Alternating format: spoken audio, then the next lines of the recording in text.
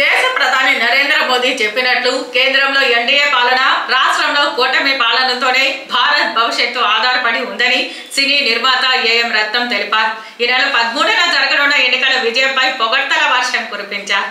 Tirupati press club లో శనివారం media ముందు కూటమి నేతలు, తిరుపతి జనసేన అసెంబ్లీ ఎన్నికల ఇన్ఛార్జ్ ఏఎం రత్నం మాట్లాడుతూ సాధారణంగా ఎన్నికలలో 55% లోపే ఓటింగ్ జరుగుతున్నదని గతాన్ని గుర్తు చేశారు.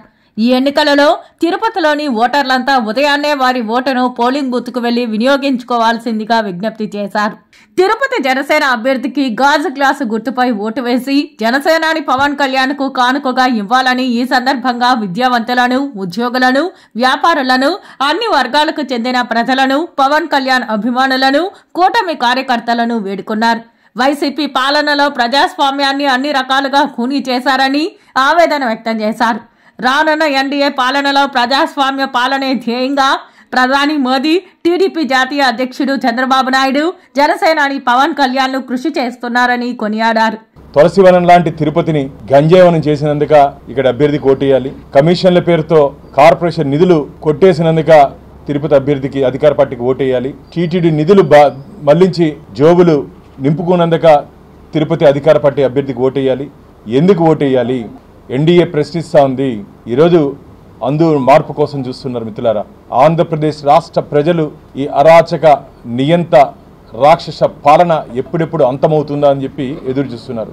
రావాలి జగన్, కావాలి జగన్ అని చెప్పి 2019లో దాదాపు 151 స్థానాల్లో ఆంధ్రప్రదేశ్ ప్రజలు జగన్మోహన్ రెడ్డి గారిని గెలిపిస్తే ఈ 5 సంవత్సరాల కాలంలో సంక్షేమం పేరుతో ఆంధ్రప్రదేశ్ని సంక్షోభంలోకి తీసుకున్నటువంటి ముఖ్యమంత్రి జగన్మోహన్ రెడ్డి గారు. మహాపుణ్యక్షేత్రం, ప్రపంచంలోనే అతిపెద్ద హిందూ ధార్మిక క్షేత్రం తిరుమల తిరుపతి దేవస్థానాలు. ఆ దేవస్థానాలను అడ్డం పెట్టుకొని ఈరోజు భూమన కరుణాకర్ రెడ్డి గారు, వారి తనయుడు అభినయ్ రెడ్డి గారు మేము తిరుపతిని అభివృద్ధి చేశాం అంటున్నారు. అసలు తిరుపతి అభివృద్ధి మీద బహిరంగ చర్చకు సిద్ధమా అని చెప్పి ఎన్డీఏ పార్టీ ఆహ్వానిస్తా ఉంది. సమర్థవంతులు మనకెందుకులే అనుకుంటే అసమర్థులు రాజ్యాలు నేర్తారు. కాబట్టి సమర్థులు, చదువుకున్న వాళ్ళు, విద్యావంతులు, మేధావులు అందరూ కూడా ఓటు మనకు రాజ్యాంగం ఇచ్చిన హక్కు. మీరు ఓటు వేయడానికి నేను ఈసారి అనుకోవడం విద్యావంతులు, పెద్దలు, వ్యాపారవేత్తలు వీళ్ళందరూ కూడా పొద్దున 7 గంటలకే లైన్లో ఉంటారని నేను ఊహిస్తున్నాను. ఎందుకంటే ఈ 5 ఏళ్లలో ఈ వైఎస్ఆర్సీపీ ప్రభుత్వం రాష్ట్రాన్ని అంధకారంలోకి నెట్టేసింది పూర్తిగా. యువతకు ఉద్యోగాలు లేవు, వ్యాపారస్తులకు వ్యాపారాలు లేవు, మహిళలకు రక్షణ లేదు. ఎక్కడ చూసినా మార్నింగ్ నడ్డా గారు అన్నట్టు ఇక్కడ ఆంధ్రప్రదేశ్లో వైఎస్ఆర్సీపీ ప్రభుత్వంలో కరప్షన్ కాదు, ఈ యొక్క ముఖ్యమంత్రి ఒక మాఫియా ముఖ్యమంత్రి అని నడ్డా గారు చెప్పారు. అలాగే ప్రధానమంత్రి మోడీ గారు మొన్న కలికిరి సభలో చెప్పారు. రాక్షసత్వాన్ని, ఈ యొక్క దౌర్జన్యాల్ని ఉక్కుపాదంతో అణిచివేస్తాం. ఇక్కడ రాయలసీమలో జరుగుతున్న ఈ దౌర్జన్యాలు, రాక్షసకాండని వీళ్ళు చెప్పడం జరిగింది.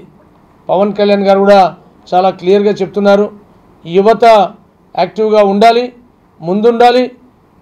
రాష్ట్రాన్ని ఈరోజు మనందరం కూడా ఒక రాక్షస పాలన నుంచి, వైఎస్ఆర్సీపీ పాలన నుంచి, జగన్మోహన్ రెడ్డి అనే ఒక దుర్మార్గుడు రాక్షసుడి చేతిలో నుంచి మనము కాపాడుకోవాల్సిన బాధ్యత మనందరికీ ఉందని నేను ఇక్కడికి వచ్చాక చూశాను. తిరుపతి మధ్యలో ఫ్లైఓవర్ ఉంది.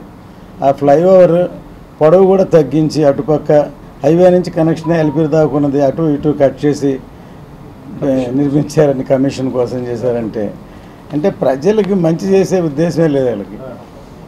ముందు రాజకీయం అంటే వ్యాపారం కాదు, రాజకీయం అంటే ప్రజాపాలన, ప్రజా సంక్షేమం, ప్రజలకు మంచి చేయడానికి ఎవరైనా సరే రాజకీయ నాయకులు అవుతారు, పదవిలోకి వస్తారు. అలాంటిది డబ్బు సంపాదించడం కోసం ఇప్పుడు రాగరాగ ఏమైందంటే మేము ఒకప్పుడు సినిమాల్లో చెప్పాం, ప్రజల్ని కరెక్ట్ చేసేస్తారు వీళ్ళు, డబ్బులు ఇస్తే ఓటేస్తామని అంటారని నేను ఎప్పుడు అడ్వాన్స్గా చెప్పాను. ఇప్పుడు అదే పరిస్థితి అయింది. ఒక 2,000 రూపాయలు 3,000 రూపాయలకు పాల్పడి డబ్బులు తీసుకుని 1 రోజు 2 రోజులు ఖర్చు అయిపోతాయి. కానీ దానివల్ల వాళ్ళు ఊరికే ఇవ్వరు మనకి. అది మొత్తం పెట్టుబడిగా పెట్టి దానికి 10 ఇంతల 20 ఇంతల దోచుకోవడానికి, సంపాదించడానికి మిమ్మల్ని ప్రలోభాలు పెట్టి డబ్బులు ఇస్తారు. అందుకని నా విన్నపం ఒకటంటే అందరూ మంచిని చూసి మంచిగా ఓటేయండి. ఎవరైనా సరే దొంగ ఓట్లు వేయడానికి పాల్పడితే సెంట్రల్ స్క్వాడ్ కూడా వచ్చారు, చాలా స్ట్రిక్ట్గా ఉన్నారు. ఖచ్చితంగా అటువంటి ఏం జరగనివ్వరు. ఇప్పుడు ఆల్రెడీ ప్రజల్లో నేను చూసాను చాలా మార్పు వచ్చింది.